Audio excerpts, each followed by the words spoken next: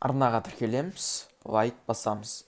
Асау толқын 43-ші, 44-ші бөлім. Сен негізі менің кесірімнен бақытсыз болып жүрсің. Менің орнымды сол толтырады деп ойладың.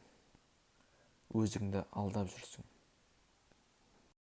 Ол жігітке шынымен өлердей ғашықсың ба?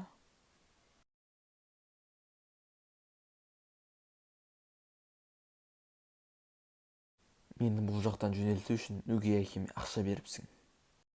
Ал, ақшаң қалтаңда қалсын. Мен ешқайда кетпеймін.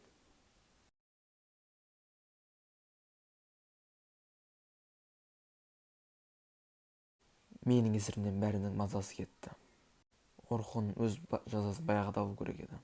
Ол өз-өзін жақсы көретін тым өзілшіл. Мен оған алаңдап тұрған жоқпын. Маған да алаңдама. Асау толқын 43-ші, 44-ші бөлімнің соңы. Аударған Нор Продакшн.